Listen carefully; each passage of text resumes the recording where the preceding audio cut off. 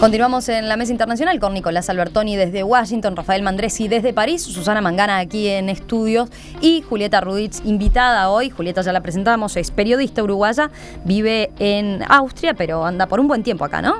Sí, estoy unos meses. Unos meses. Bueno, yo lo adelantaba recién, seguimos con este tema que tiene que ver, ahora poniendo el foco quizás más centrado justamente en los refugiados. En Europa, una nueva ola de refugiados sirios se dirige ahora desde Macedonia hacia Hungría.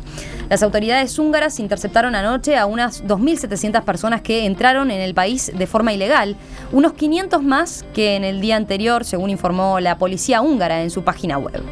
De acuerdo a la información publicada en el portal del diario El País de Madrid, la estación de Keleti, en Budapest, que en las últimas semanas funcionó como un verdadero campamento para miles de personas, el domingo se vació, pero ya están en camino otras 4.000 personas que han entrado en Serbia desde Macedonia y esperan que este martes irrumpan a Hungría.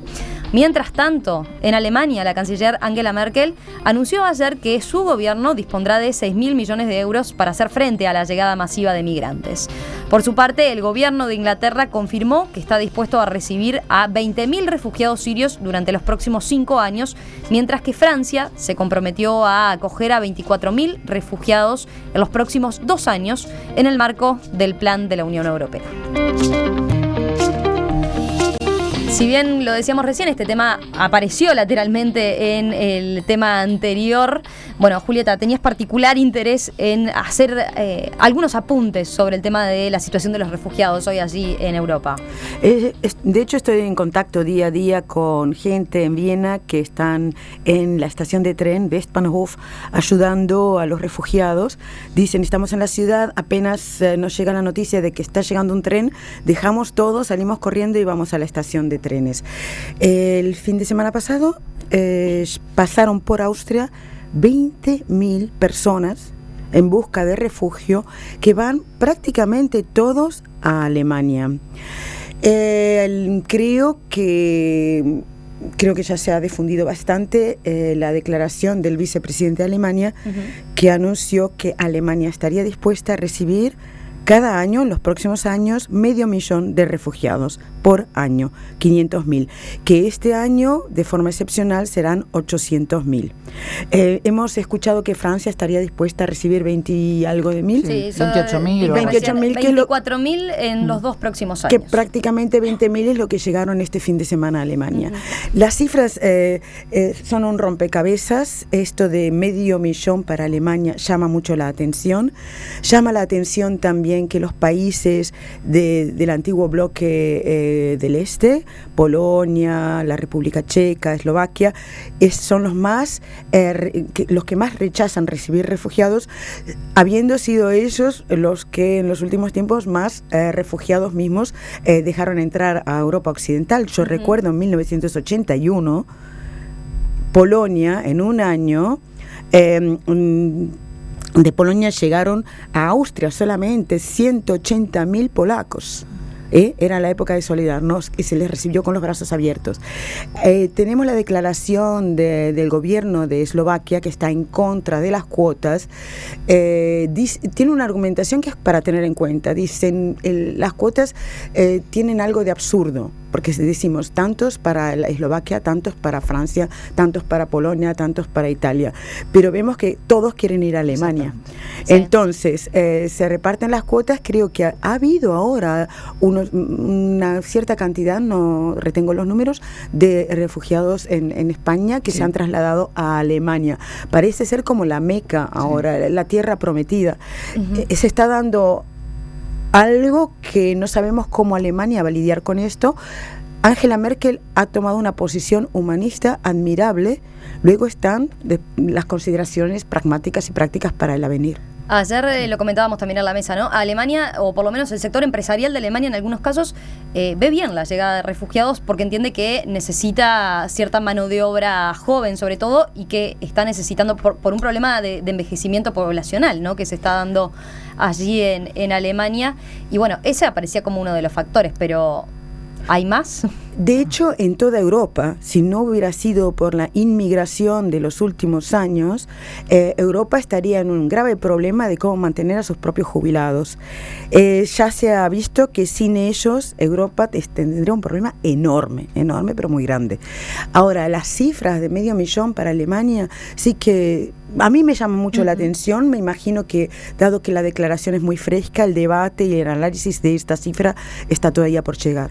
Y sabemos que en Alemania se hará porque hay un ejercicio de autocrítica y de autoanálisis muy interesante en ese país. Rafael, allí desde Europa mismo, ¿cómo se está viendo este tema de los cupos y estas cuotas que están planteadas?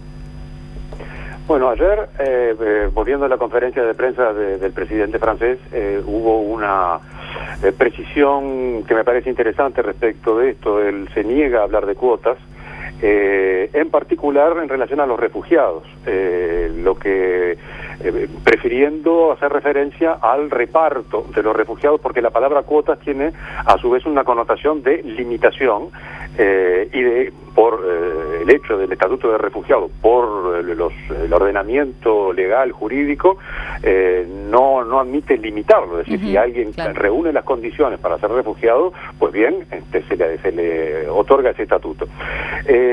Por otro lado, las situaciones que recién Julieta describía, y la más, digamos, notoria es la de Alemania, donde efectivamente hay un problema demográfico muy serio, que según las proyecciones podría llegar a producir una disminución de la población en las próximas décadas.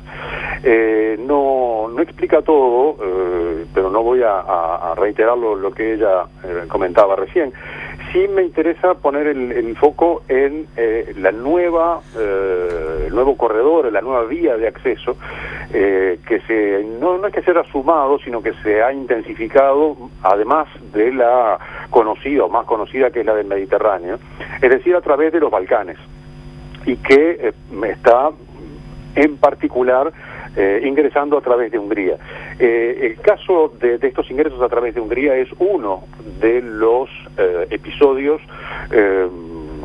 que le han dado en estas últimas semanas un cariz más indecente a todo esto en el contexto europeo, por las actitudes y los discursos de muchos dirigentes, en particular en el caso de Hungría, el primer ministro Víctor Orbán, sin ir más lejos, pero además con escenas dantescas donde a estas personas se las bloquea en las estaciones de trenes, les largan los perros, y hay imágenes que muestran que los perros no van moviendo la cola, van a morder a estas personas, y haciendo declaraciones apocalípticas del estilo, nos van a reemplazar, hay que salvaguardar a la Europa cristiana, y otro tipo de comentarios por el estilo en un gobierno como el de Hungría, que si la Unión Europea aplicara a rajatabla sus reglamentos internos, probablemente debería excluirlo por toda una serie de episodios anteriores a este.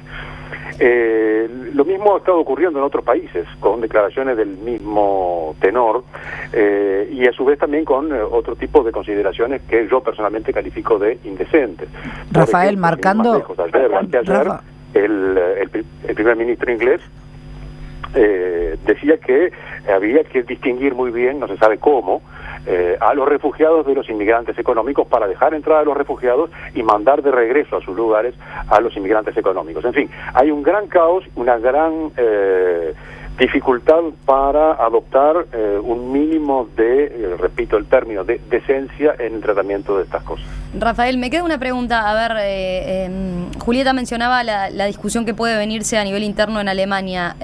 ¿Cómo se vieron estos números que manejó ayer Hollande de recibir a 24.000 refugiados allí en la interna de Francia? ¿Cómo lo está viendo la población en general? Bueno, la población está partida básicamente en dos mitades, según las encuestas. Hay una mitad de la población que se manifiesta favorable a que vengan, independientemente de los números que se han estado manejando, a recibir a los refugiados que quieran ingresar a Francia, y la otra mitad que se manifiesta en contra. No ha tenido número particular de los 24.000, no ha dado lugar a comentarios específicos.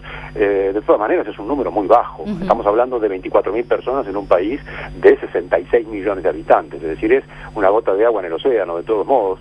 Sí, y es bien distinto a la situación en Alemania, ¿no? Las cifras estas que estábamos manejando. Exactamente, te iba a decir, lo cual genera una diferencia muy considerable respecto de los números que se manejan para el caso alemán. ¿Susana? Sí, a ver, también como decía, en cuanto al trato indecente que se les ha dado en Chequia, se les estaba marcando en el brazo, lo cual evidentemente nos retrotrae a etapas que creíamos superadas. Qué poco aprende el ser humano de horrores que ocurrieron antes de ayer en términos históricos. Pero amén de esta situación, a mí me preocupa ahora no jugar la carta demagógica, ¿no? Que ninguno de los que estamos aquí lo está haciendo, entiendo yo. Pero, a ver, es verdad que todos quieren llegar a Alemania. Ahora, no es realista que Alemania pueda recibir a todos los refugiados de Oriente Medio, sobre todo de Afganistán, pero porque no hay que olvidar que vienen también afganos, sirios, iraquíes, pero también gente de África, Eritrea, Somalia.